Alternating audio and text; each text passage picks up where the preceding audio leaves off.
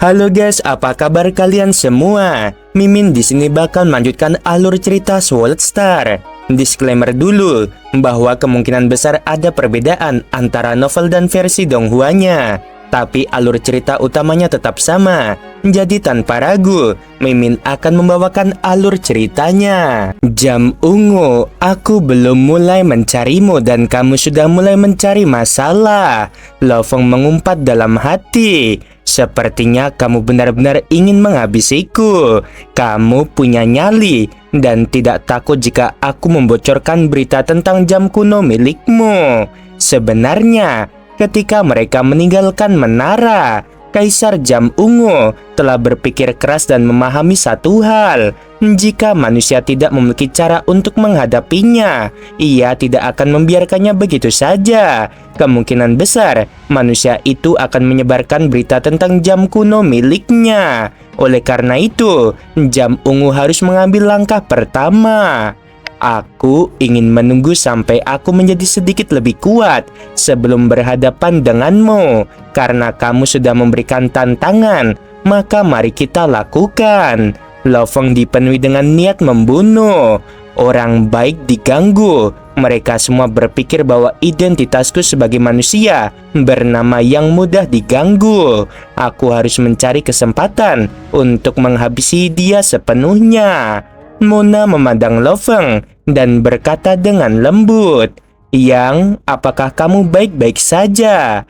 "Tidak apa-apa, aku hanya memikirkan masalah yang akan ditimbulkannya." Lo Feng tersenyum dingin. Sepertinya dia salah satu dari mereka yang menaruh dendam padaku. "Jangan takut untuk memanggilku untuk meminta bantuan. Kami para pejuang manusia tidak semudah itu untuk diajak main-main." Mona berkata lagi, "Jika kamu mendapatkan teman dari aliansi manusia, kami akan bertarung habis-habisan." Lo Feng mengangguk. "Kaisar Mona, terima kasih telah memberitahuku. Kalau tidak, aku pasti masih tidak menyadarinya," kata Lo Feng. "Ah, itu bukan salahmu. Berita ini tersebar di antara ras lain dan kemudian ke kubu manusia. Aku langsung datang saat mendengarnya," kata Mona. Lo Feng mengangguk. "Ini merepotkan. Aku akan pergi dulu untuk memikirkan cara mengatasinya."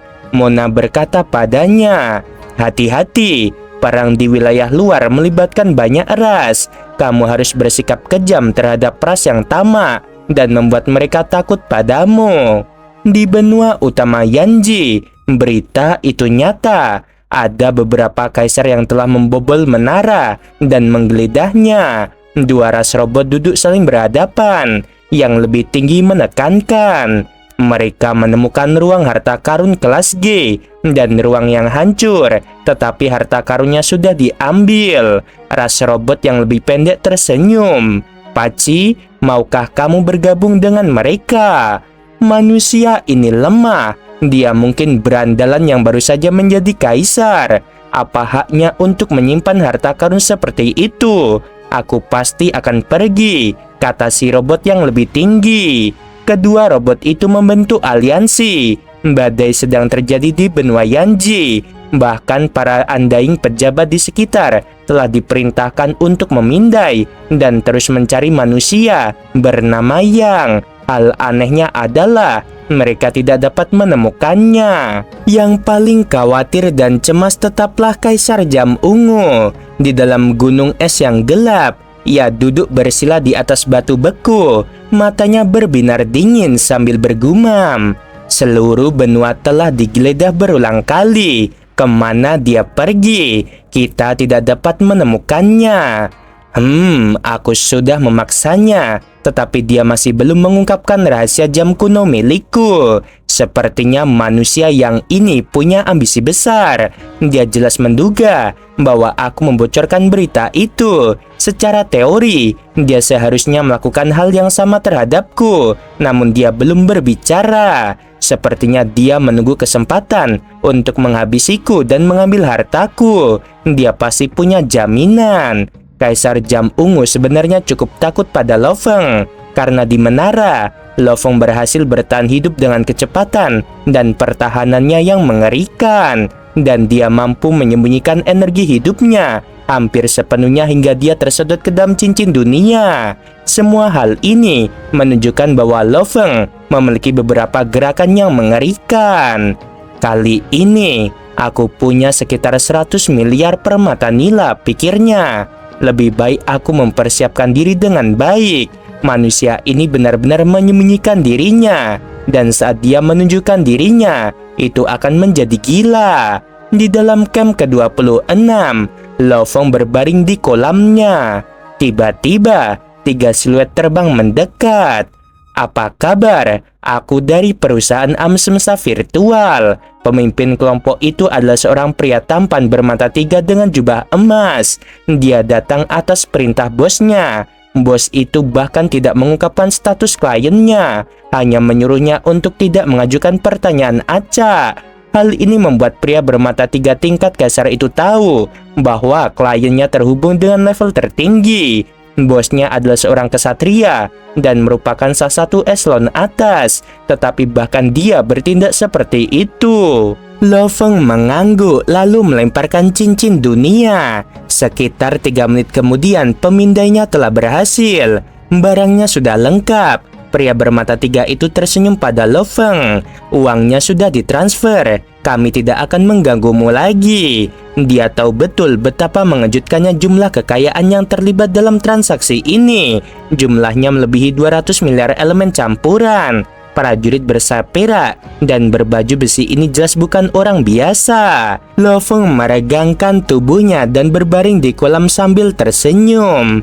Akhirnya selesai juga. Kekayaanku sekarang sekitar 560 miliar elemen campuran. Jumlah yang sangat besar. Mungkin jumlah itu kecil bagi para kesatria, tapi bagi para andaing kaisar itu sangat kaya. Aku harus memikirkan cara menggunakan ini. Apakah aku menggunakannya pada teknik dewa dunia dan sebagainya, atau untuk memperkuat diriku sendiri? 560 miliar elemen campuran. Menyimpannya di bank adalah hal yang bodoh. Yang terbaik adalah memperkuat dirinya dengan berbagai cara. Aku punya beberapa kartu andalan sekarang, yaitu binatang bertanduk emas, klan serangga, kristal dewa api, dan gelang pengunci ruang angkasa.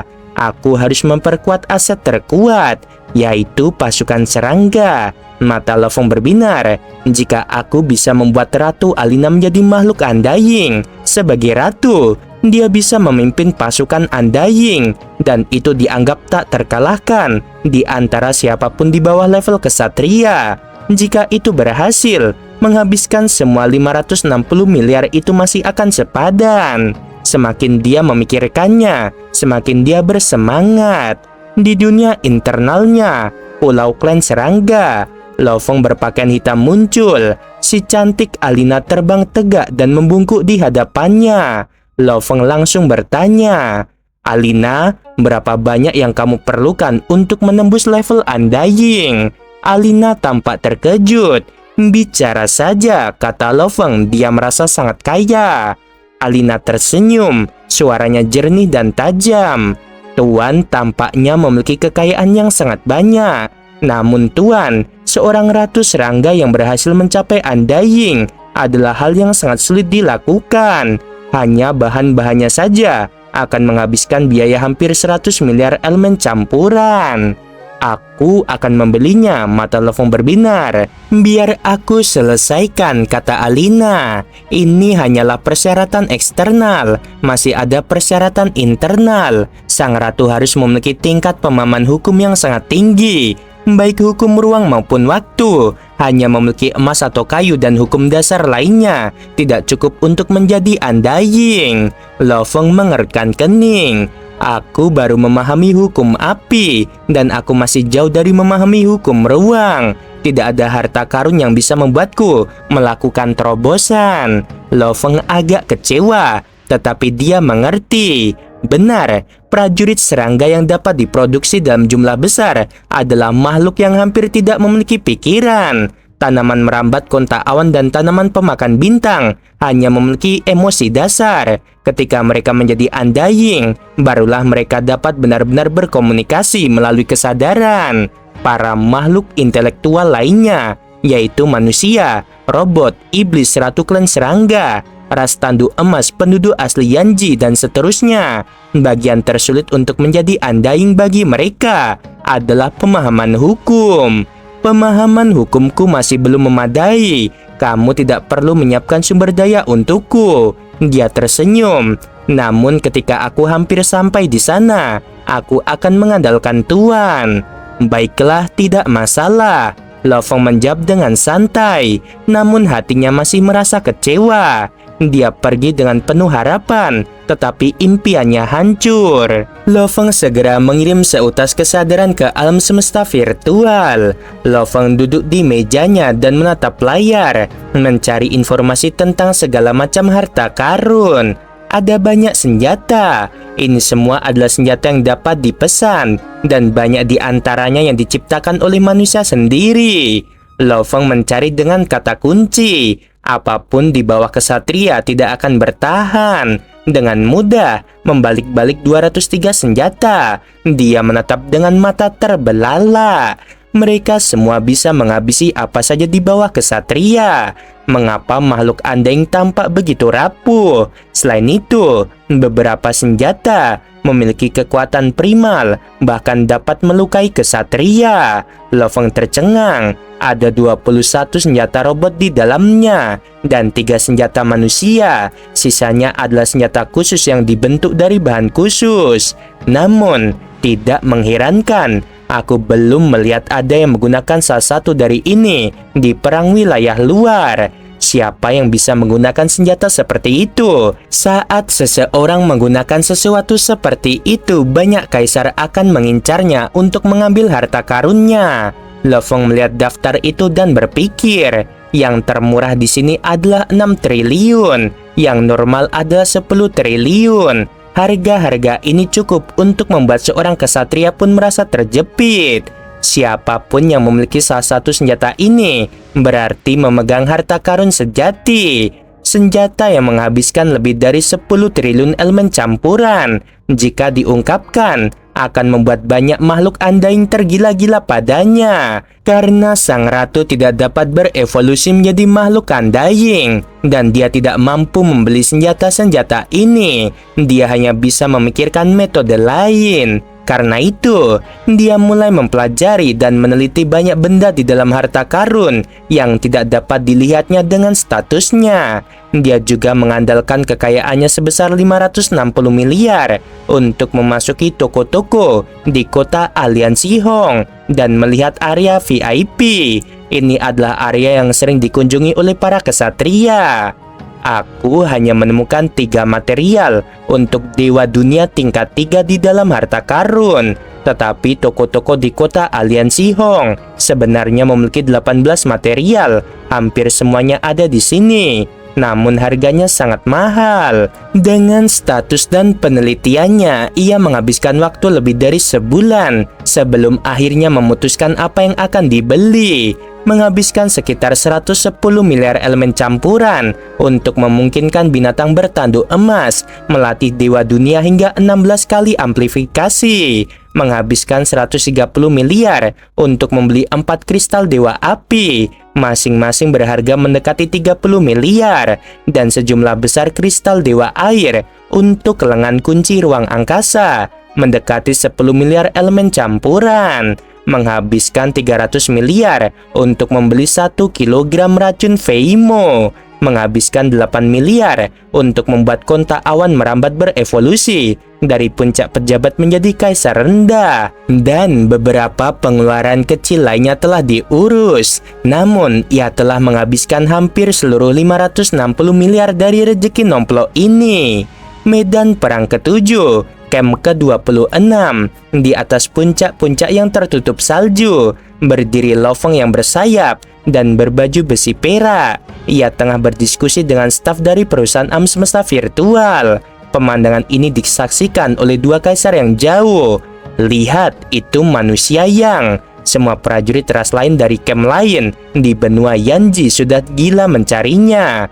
Tidak seorang pun akan menduga dia bersembunyi di camp ini. Prajurit ras lain tidak akan pernah bisa menemukannya.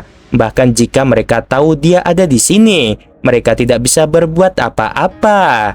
Yang ini sungguh beruntung.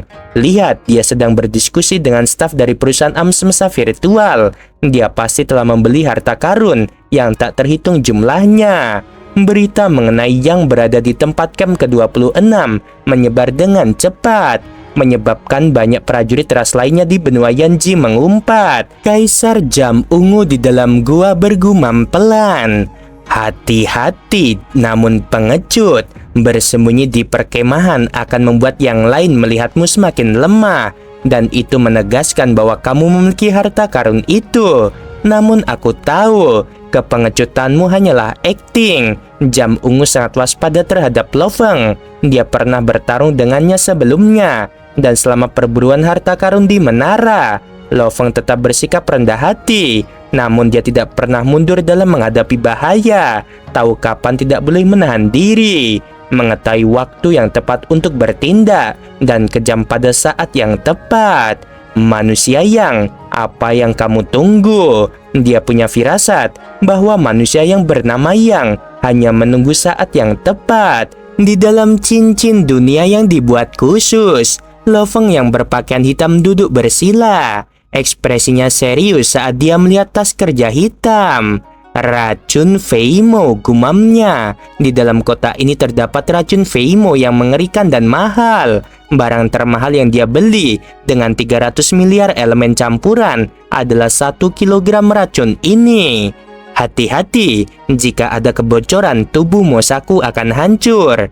Lo Feng menarik napas dalam-dalam. Dia bahkan tidak berani menghadapinya di dunia internalnya. Dia khawatir kebocoran apapun akan menyebabkan dunia hancur. Itu akan menjadi kematian yang tidak lucu. Lo Feng membukanya dengan lembut. Tas kerja hitam itu terbuka dan menampakkan 10 kristal, masing-masing penuh dengan cairan ungu yang mengerikan, mengalir ke sana kemari. Racun Feimo 10 botol dan masing-masing berisi 100 tetes racun Feimo. Matanya berbinar. Hanya 1 tetes saja setara dengan 300 juta elemen campuran. Racun ini adalah agen korosif yang kuat, yang secara khusus digunakan untuk merusak tubuh abadi. 100 tetes atau 1 botol mampu menghabisi kaisar yang tidak terkalahkan seperti Truyan.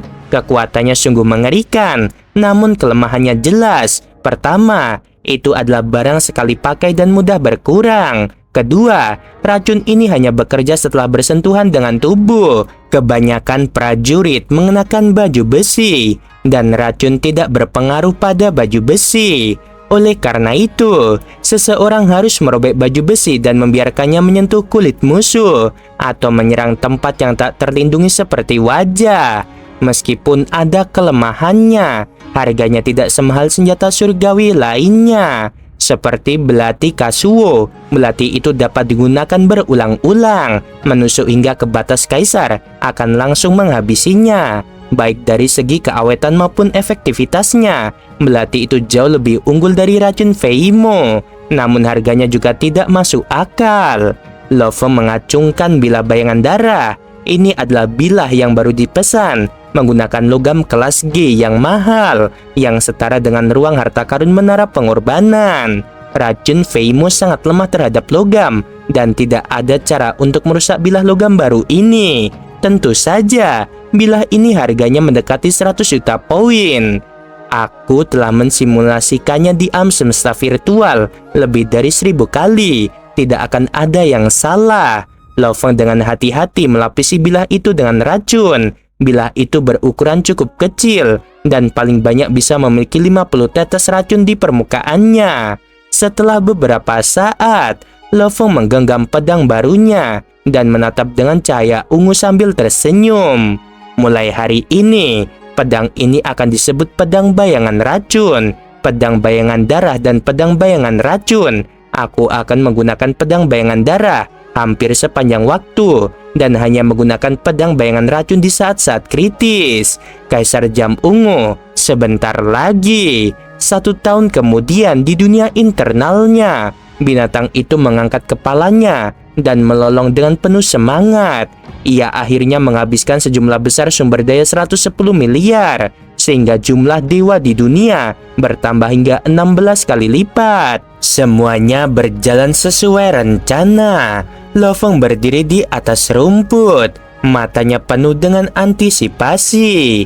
Tanaman merambat kontak awan, seberkas cahaya terbang di atas. Itu adalah tanaman merambat awan yang berjumlah 256.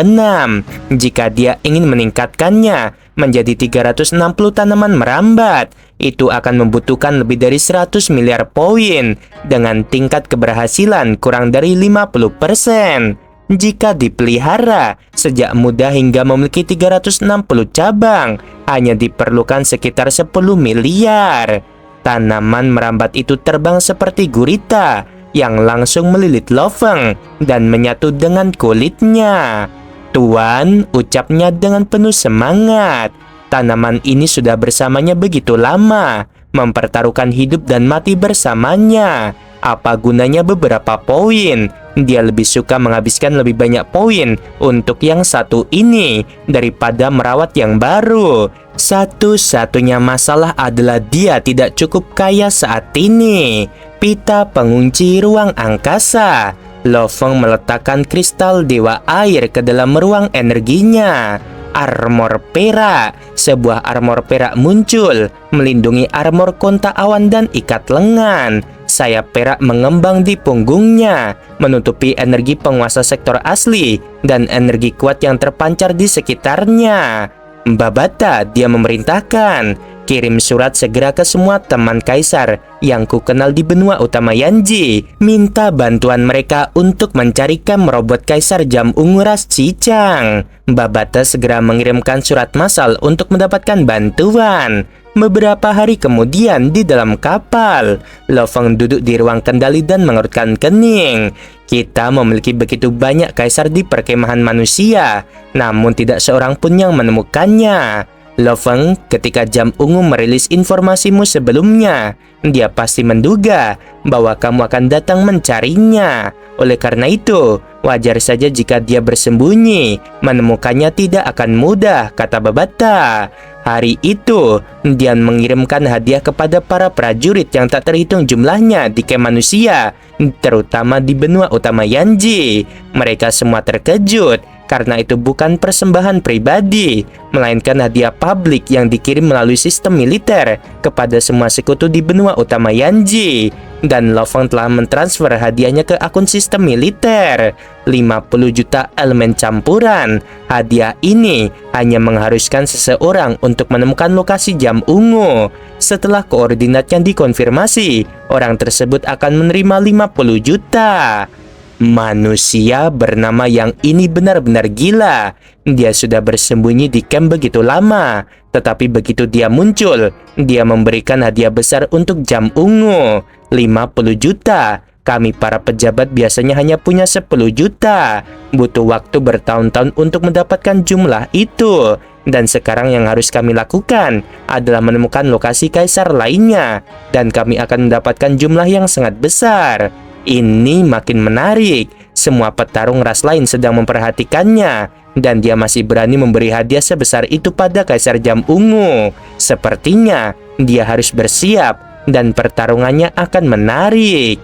Siapakah Kaisar Jam Ungu yang sedang memberikan hadiah untuk Jam Ungu? Sepertinya Kaisar Jam Ungu ini yang mengungkapkan informasi tentang dirinya. Seluruh benua Yanji gempar. Bagaimanapun, hanya ada sedikit kaisar, dan kebanyakan dari mereka adalah pejabat dan makhluk andaing biasa. Bagi mereka, 50 juta elemen campuran adalah jumlah yang sangat besar, cukup untuk membuat mereka semua menjadi gila. Mereka tidak berani bertarung dengan kaisar ras lain, tetapi mereka masih berani sesekali menguping dan mencari-cari. Perburuan Kaisar Jam Ungu telah dimulai. Makhluk andaing yang tak terhitung jumlahnya dari kubu manusia tengah mencari dengan gila-gilaan, sama seperti ketika para pejuang ras lain mencari Lo Feng sebelumnya. Kini sebaliknya, namun pencarian kubu manusia jauh lebih gila. Bagaimanapun juga, ini adalah hadiah publik. 1 bulan tidak ada berita tentang Kaisar Jam Ungu. Lo Feng hampir mencapai benua utama Yanji dengan kapalnya. Dia mengerutkan kening dan bergumam di ruang kendali. Ini tidak benar. Dia menyebarkan berita untuk memaksaku, dan dia seharusnya ingin aku mengungkapkan diriku. Sekarang setelah aku mengumumkan hadiah publik, dia seharusnya bereaksi. Dan berita tentang hadiahku sangat besar. Seharusnya berita itu sampai padanya. Dia seharusnya tahu bahwa aku sedang mencarinya. Tapi dia menghilang. Apakah dia meninggalkan benua utama? Lo Feng menggelengkan kepalanya. Lo Feng, aku punya firasat bahwa dia bersembunyi untuk mengamati apa yang terjadi. Dia akan menunjukkan dirinya cepat atau lambat, kata Babata. Menurut pertempuran dari menara, dia sangat licik. Kecuali jika tidak ada harapan, dia tidak akan pernah menyerah. Bahkan terhadap Kaisar Gulchang, dia masih berani menyerang. Melawanmu, dia pasti tidak akan takut. Lo Feng mengangguk. Di dunia virtual perkemahan ras robot, di dalam gedung pencakar langit besi, di aula tingkat tertentu, Kaisar Jam Ungu duduk santai sambil menyantap makanan. Tiba-tiba pintu terbuka dan 2 prajurit masuk. Jam Ungu, kamu benar-benar santai, menikmati hidangan lezat di dunia virtual. Tidakkah kamu tahu bahwa banyak sekali makhluk andaing dari perkemahan manusia yang sedang mencarimu di benua utama? Pria jangkung dan kurus itu memiliki suara yang menusuk saat berkata, hadiah untuk kepalamu adalah 50 juta. Ini setara dengan 100 juta permata nila milik camp robot kita. Binatang itu berbicara, suaranya menggema dan geraman. Kaisar Jam Ungu mendongak dan tersenyum. Bukankah aku punya kalian berdua? 2 batas kaisar di sini, siapa yang akan kutakuti di benua utama Yanji? Binatang itu langsung tertawa terbahak-bahak. Jam Ungu, kamu benar. Bersama kita berdua, di seluruh benua Yanji, tidak ada satupun kaisar yang menjadi ancaman. Kaisar binatang darah, Kaisar panah berat, mereka berdua tidak lebih lemah dari Gulchang. Kali ini, Jam Ungu telah secara khusus membayar 5 miliar permata nila, beserta sepertiga dari rampasannya, agar mereka mau membantunya. Kedua kaisar tersebut sempat berbincang secara rahasia saat diundang, dan akhirnya mereka berdua menerima. Pertama-tama, aku harus membuatnya berpikir bahwa aku lemah. Ia tersenyum. Biarkan ia berpikir aku takut. Aku akan bersembunyi di luar benua. Mereka tidak akan bisa menemukanku. Namun tidak lama lagi aku akan menunjukkan diriku. Aku akan tiba-tiba muncul dan sengaja membiarkan diriku ditemukan oleh kelompok manusia, memancingnya masuk perangkap. Matanya berbinar dengan ganas. Kalau begitu, aku akan meminta kalian berdua untuk membantu. 2 batas kaisar yang bekerja sama seharusnya cukup untuk menghancurkannya dengan kekuatan yang luar biasa. Saat kita bergerak, kita akan benar-benar membuatnya tidak punya kesempatan. Kalian berdua harus bersiap di luar benua. Kaisar Jam Ungu tertawa keras. Begitu dia memasuki perangkapku, aku akan segera memberitahu kalian berdua, dan kalian harus segera berteleportasi. Oke guys, sampai sini dulu. Mohon maaf, Mimin lagi sakit ya teman-teman. Jadi mulur banget. Sebenarnya cuaca aman, tapi Miminnya yang lagi nggak enak badan. Sebelum video berakhir, Mimin mau bilang sungguh membagongkan. Terima kasih.